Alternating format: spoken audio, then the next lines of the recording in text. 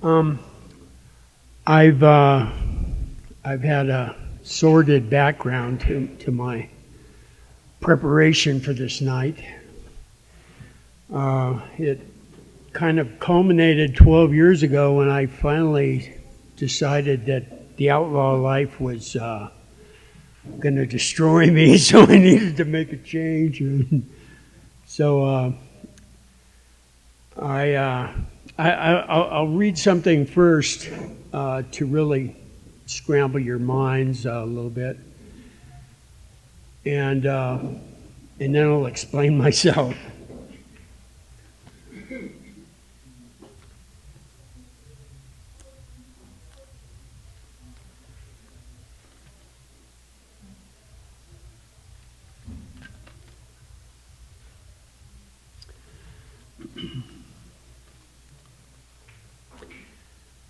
Another antiquated thought suffused.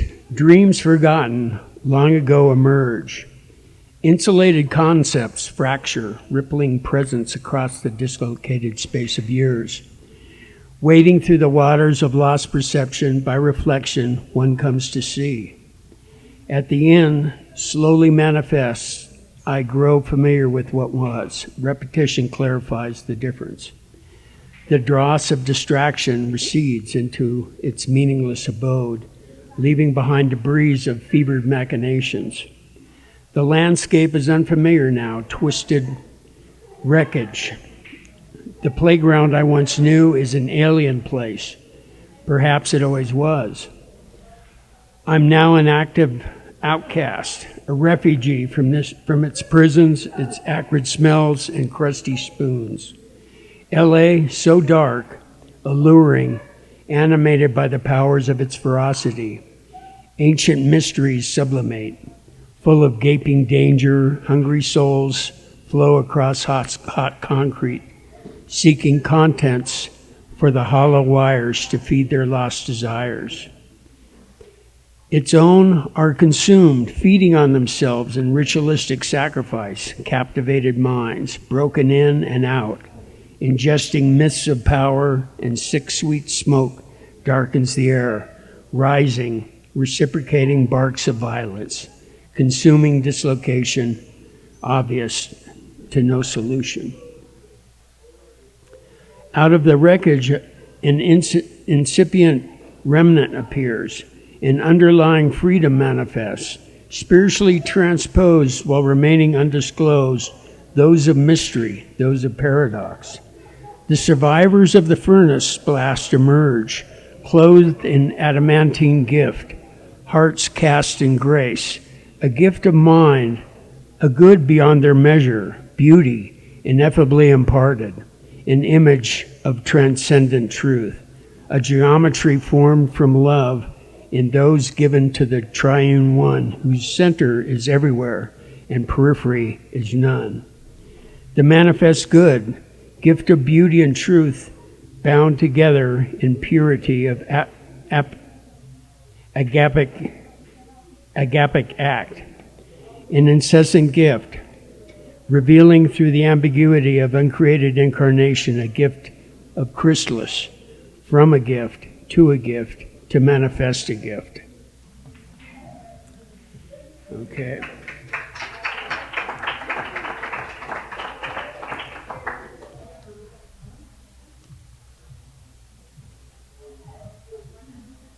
When I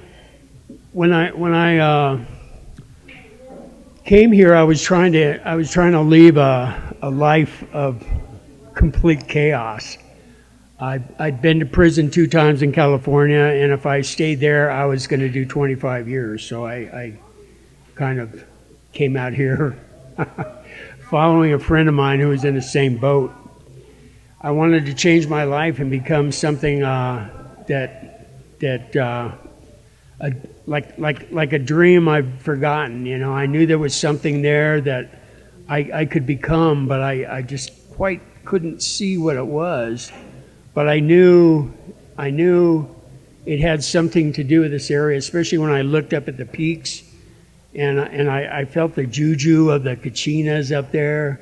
I felt the magic of thousands of years of ancients living here. And it was a strong and powerful place instead of the concrete and insanity of LA. So what I did, finally, it took another decade to emerge or to ripen, I should say, into a apex of misery. You know, sometimes that's what we need to change, is you know, our discomfort and our misery. And so when I finally became 50, I reached that apex. And although all my friends were doing drugs and you know, acting crazy, it just came to my attention that the only way out was to get rid of my past. So I got rid of everything I owned, my Harley. I got rid of all my black T-shirts, everything that said Harley on it. I shaved my head, shaved my beard, and Jesse, who was towing a tow god at the time over down the street here, had an accumulation of camping gear from people's abandoned vehicles. And so I said, what are you going to do with that? He said, I don't know. So I took it and I went to Sycamore Canyon, where there's plenty of water. And I wound up staying in Sycamore Canyon for 5 years, seeking truth, trying to find myself, trying to deconstruct myself, and emerge into that dream that I was seeking, but had no idea how to pull it off.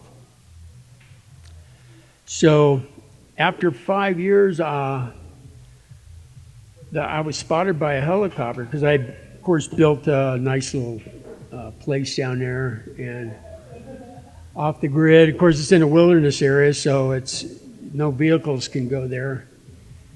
And it was off the path, so nobody ever came upon the place. But I was spotted with a helicopter, so they thought I was up to no good.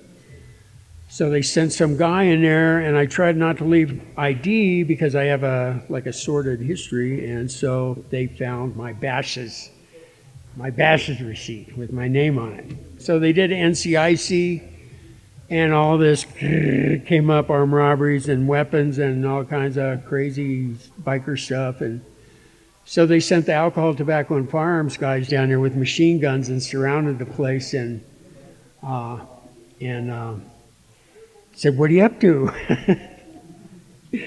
They thought I was a Unabomber, but it turned out I was a theology bomber. You know, I had like 100 books on theology, philosophy, meditation, and you know, and they couldn't find any drugs or weapons, so they knew I was really dangerous then, so they threw me in jail for a week until I found out that, hey, this guy must be doing what he's doing. But they couldn't help but kick me out of the woods for a year. But out of the kindness of their heart, they delivered all my stuff to Jesse's house, and took him 4 or 5 donkeys and 3 or 4 days to get all my stuff out of there.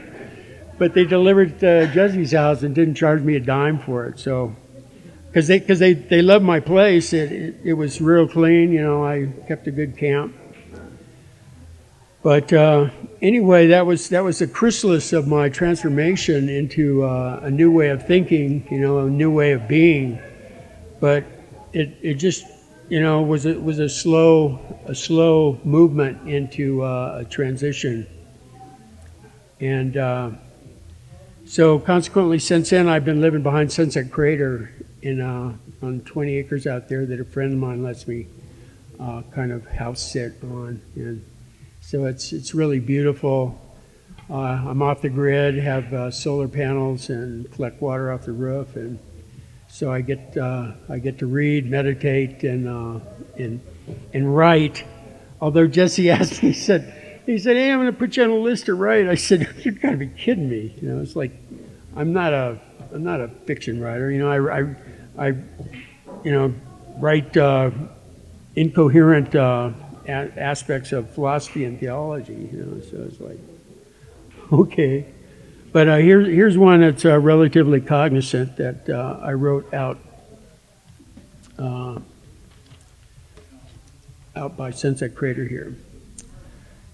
Fierce wind shakes the house, unafraid, stabbing cold into every crack. Cloudy dreadnoughts stream by, tumble, entangling. Wary birds hide low in the shuddering trees, hold tight the twisting face. The gray-green landscape ripples, rolling madly beneath the flow. Birds maniacally jump, united all at once into the madness, mocking the fury. They fly about the sky, applying their effortless skill, then succumb. Into the trees they subside, back into the swirling, spectral trope of creation. It is all alive, so very much alive. The red earth joins the atmosphere, smeared across in gritty clouds, all together united, dancing in the bitter cold. It wasn't easy. It wasn't meant to be. Life is hard and wonderful, so very much alive. That's, thank you.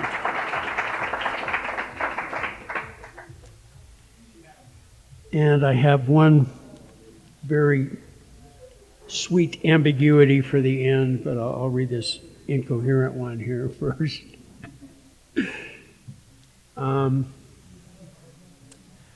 Dense clouds of distraction continually challenge the mind's course, distressing the heart, active with sequestered desires. The tension of good and the bad, true and the false, all struggle in vicissitude. We surreptitiously parole vanquished thoughts to accompany the relentless storms of contingency while our passions entertain us. Arbitrary motivations ignite. It all begins to boil, opening doors of impulse, leading one into ambiguous change, altering the content of the world of things. Passion grows pregnant, full of heavy fruit, revealing incipient form of life and perhaps potential death. Fire, water, truth, and lies. Can arete alone release from the paradox? Can love without truth or beauty without love? As the finite dust of existence subsides, we find ourselves juxtaposed to the word of truth, the inchoate language of a foreign kingdom. Its gift of logos is mirrored behind the ambiguities of our linguistic weakness, the weakness of blood and bones that break beneath the weight of faith. The hot chrome machinery of sentient minds bend and break upon the hot asphalt of experience, shifting in time within our circumscribed space. The eminent creature is held captive, a slave to its own autonomous self-determination. The demise of self's illusion incantations offer release one's epistemic captivity. The divine gift stretches one's being across the noumenal construct into the light of ontological freedom, where one's potentate of logos provides the clarity required to achieve acumen. Agapic love offers this transcendental geometry needed in order to correctly load one's agency with real life. The progressive gift of agapic reification. The love of the Father given to the manifestation of the Son through the gift of the Holy Spirit, the interactive wholeness of reciprocal asymmetry.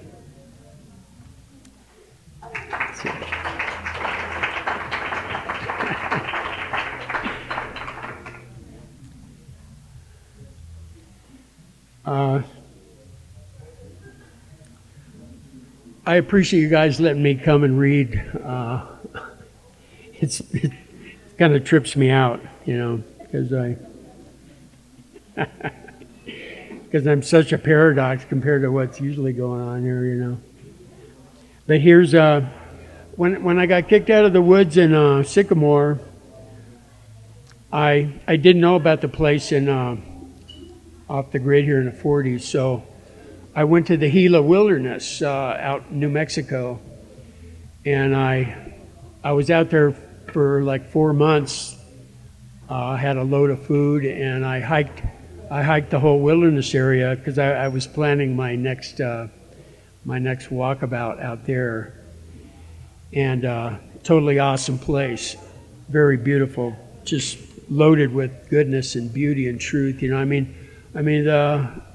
know, we live here in this, especially us in Flagstaff. You know, we have all this beauty that surrounds us, and it's a paradox. You know, it's just like words are. You know, it's revealing something far beyond themselves. You know, it's a beauty that's alive. You know, and just like a writer uses words, but those words are just a sign. They're pulling from the mind something far beyond themselves. You know, trying to open a treasure that is ineffable. You know, something that is pregnant with richness and fullness. You know, and we as human beings have the honor to participate as a creative entity, to participate in spontaneous creativity. You know, no matter what it is, whether it's building cars or building words or doing paintings or whatever it is. You know, we have that honor as human beings to be a creative, dynamic conduit, you know, that blesses everyone around us. You know, we can do that as human beings. You know, for many years of my life, I was a destroyer. You know, I was a destructive entity. You know, I just thought that's what you were supposed to do. You know, coming from LA and being a biker and stuff like that, it was just kind of something to do. Anyway, while I was out in the Gila, it seemed like when the breezes kind of calmed down and it got real quiet and there was a lull, I heard this bird that it just seemed to be following me around the forest. And from being in the woods, I've heard a lot of birds, and I just love them. And but this one was so special. I think it was a high altitude warbler. I'm not sure what it was, but here's a little ode to my little bird friend. There is a bird I've heard only here in these woods. I've not yet seen it, but its song is so subtle, so entrancing, that when I hear it, I have to stop whatever I'm doing. Its song so melodious and sweet, a divine song of waiting, a lonely heart song, so solitary, calling out. I never caught a glimpse of this bird that sings so sadly. Its song is enough to move one's soul like a mysterious fragrance upon the warm breeze. So simple, so beautiful, this melody, gift that steals me away, revealing love within its being.